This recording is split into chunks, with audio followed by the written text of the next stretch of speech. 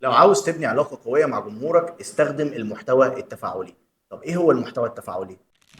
المحتوى التفاعلي ببساطة هو مفتاح بناء علاقة قوية مع جمهورك، عن طريق ان انت تستخدم محتوى الاسئلة، الاستطلاعات، المسابقات عشان تشجع جمهورك يشتركوا فيها. وتقدر ان انت تعمل حاجة كمان اجمد من ده كله، وهو ان انت تقدم لهم قيمة مقابل التفاعل.